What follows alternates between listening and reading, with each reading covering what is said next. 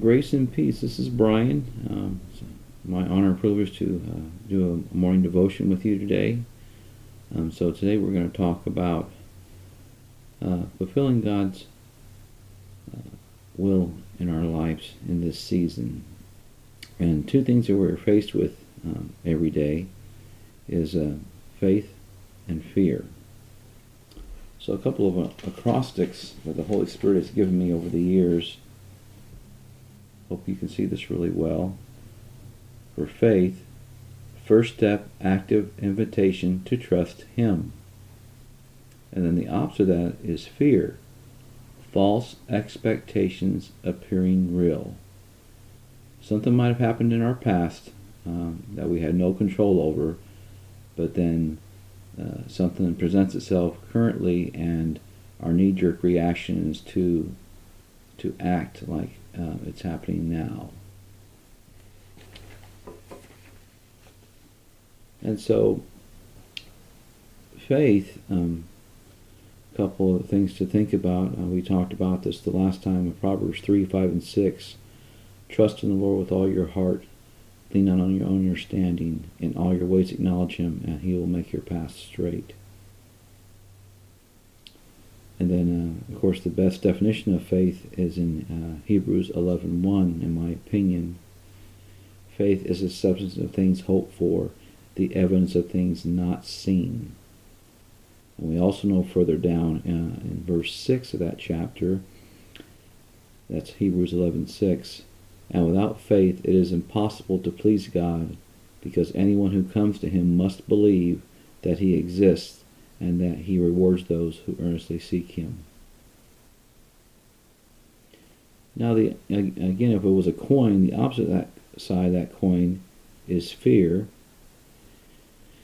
And two interesting words in the New Testament. The first one in Romans 8:15, that Greek word fear is phobos, where we get the word phobia. The spirit you received does not make you slaves so that you live in fear again. Rather, the Spirit you received brought about your adoption to sonship, and by Him we cry, Abba, Father, or Daddy. Now, unfortunately, in our current society, there's a lot of young people that you mention Father or Daddy, and it's like a four-letter word because of the way that person didn't carry themselves as they should have. We also see that same word, fear, in 1 John 4:18, where it says, perfect love casts out fear. So again, the Father's love is perfect. And then the other word for fear is used in 2 Timothy 1:7, where they use the word timid, where it says, for the Spirit God gave us does not make us timid, but gives us power, love, and self-discipline.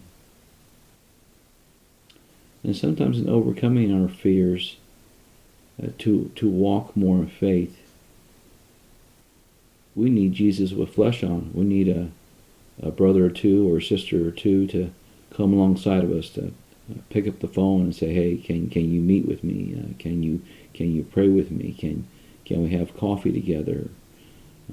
It's just like working out.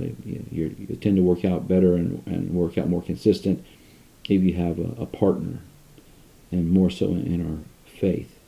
Do we have one or two people that we can meet with on a weekly basis, or more if possible?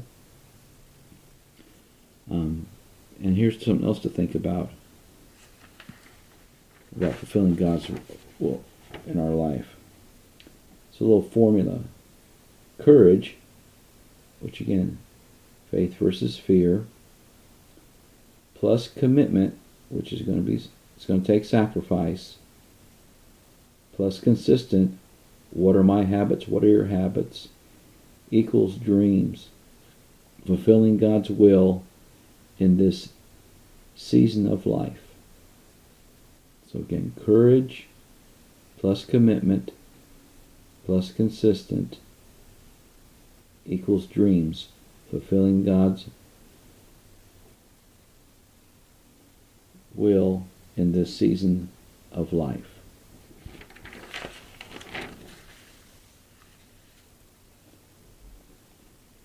if some of what's talked about here, especially when we talked about Abba, Daddy, Father, call somebody.